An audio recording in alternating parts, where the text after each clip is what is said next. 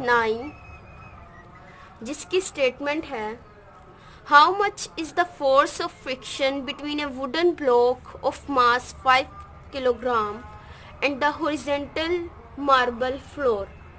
The coefficient of friction between wood and marble is 0.6.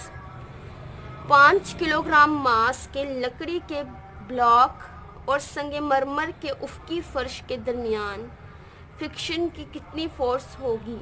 लकड़ी और संगमरमर के दरमियान कोफिशिएंट ऑफ फ्रिक्शन की कीमत 0.6 है. सबसे पहले गिवन डाटा.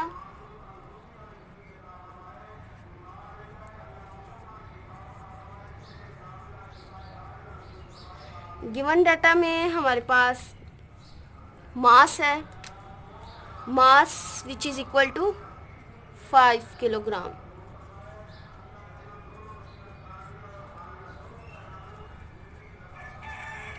और कोफिशिएंट ऑफ फ्रिक्शन दिया गया है between a block of mass, a wooden block of mass and a marble floor के दरमियान कोफिशिएंट ऑफ फ्रिक्शन बताया गया है हमें. Coefficient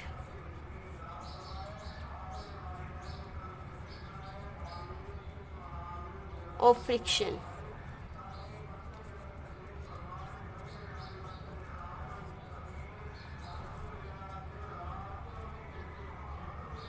which is equal to 0.6. Find क्या करना है? टू फाइंड या रिक्वायर्ड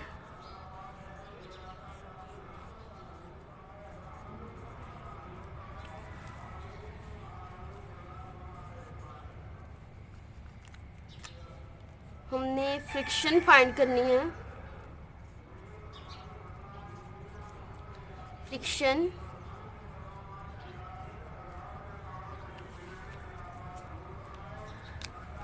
फॉर्मूला का स्टेप है नेक्स्ट.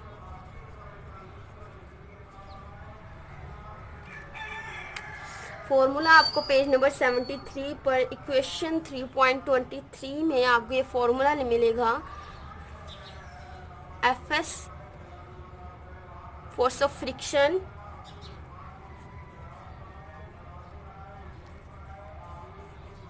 और यहाँ पर फॉर्मूले में लिखा हुआ है if m be the mass of the block then for horizontal surface. और ये हॉरिजॉन्टल सरफेस के लिए यहाँ पर बात की गई है. तो हमारे न्यूमेरिकल में भी यही है कि एक उफकी फर्श के दरमियान पड़ा हुआ है मास.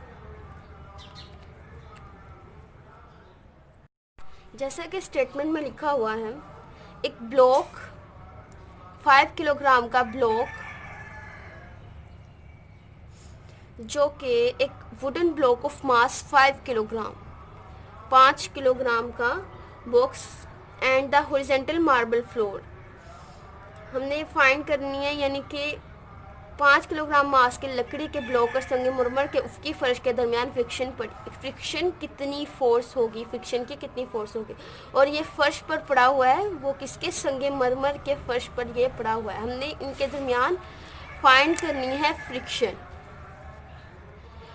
फाइंड करनी है हमने. तो फ्रिक्शन फाइंड करने का फॉर्मूला यहाँ पर लिख लिया है. अब हम कैलकुलेशन के स्टेप में फ्रिक्शन फाइंड करेंगे. यहाँ पर कोफिशिएंट ऑफ फ्रिक्शन बताई गई है, उसकी वैल्यू बता दी है 0.6. अगर आप देखिए पेज नंबर 73 पर तो आपको एक नीचे साइड टेबल पर अलग अलग मटेरियल्स की आपको कोफिशिएंट ऑफ फ्रिक्शन मिल जाएगी. यहाँ पर इन्होंने हमें न्यूमेरिकल में बता दी है 0.6 is a coefficient of friction.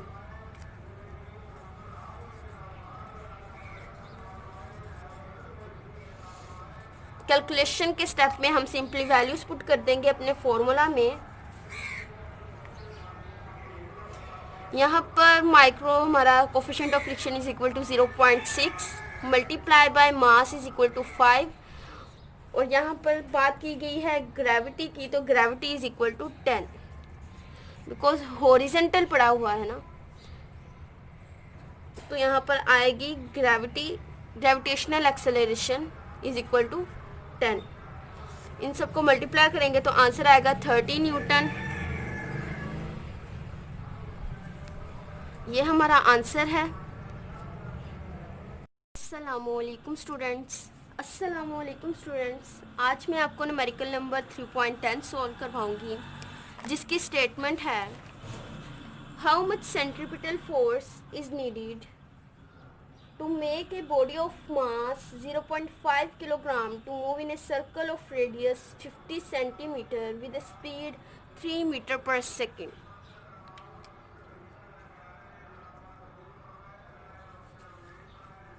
.10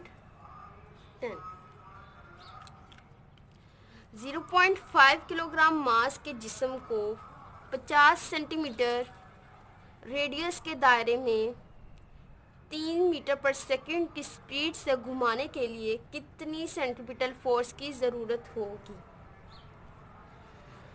given data में हमारे पास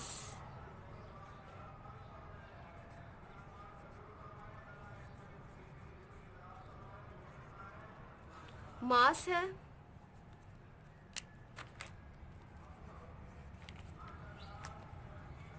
मास m is equal to 0.5 kilogram. Statement में जैसे लिखा हुआ है कि एक मास जो कि जिसका मास कितने के बराबर है, 0.5 किलोग्राम के बराबर है। एक मास जो 0.5 किलोग्राम का है, इस मास को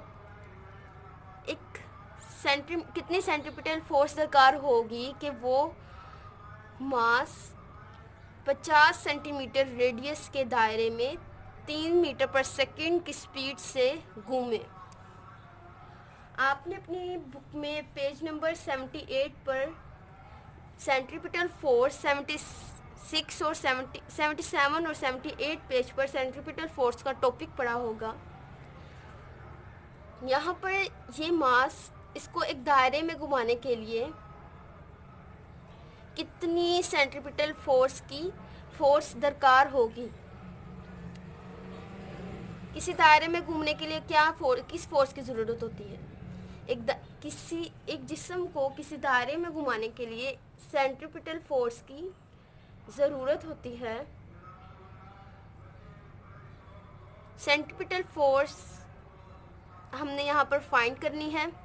मास है इस जिस्म का, इस बॉडी का 0.5 किलोग्राम। रेडियस उन्होंने बताया है 50 सेंटीमीटर के रेडियस के सर्कल के अंदर घुमाने के लिए, और स्पीड उन्होंने बता दी है यहाँ पर velocity which is equal to 3 metre per second.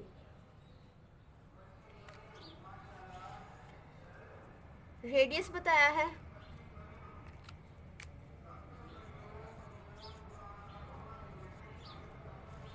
Equal to 50 centimetre. यहाँ पर सेंटीमीटर को कन्वर्ट कर लेंगे मीटर में, तो डिवाइड करेंगे 100 के साथ, तो आंसर आ जाएगा 0.5 मीटर।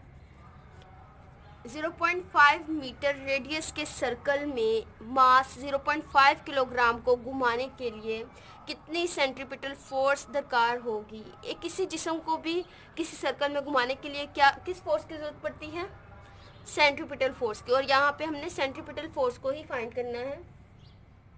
स्पीड बताई हुई है हमें, v is equal to 3 metre per second. Next, required centripetal force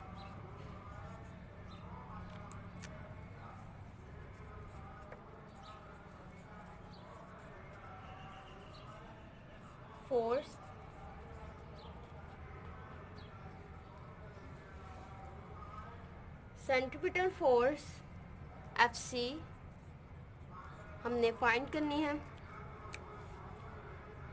formula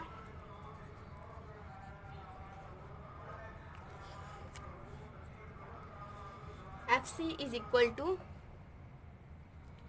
mv²/r।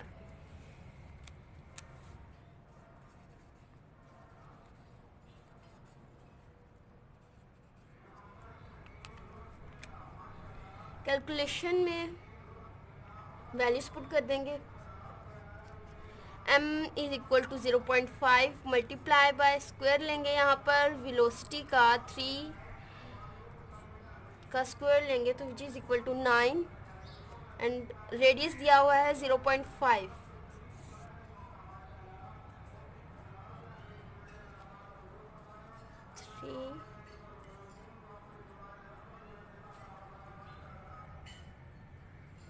और नीचे 0.5 कैंसल आउट, आंसर आएगा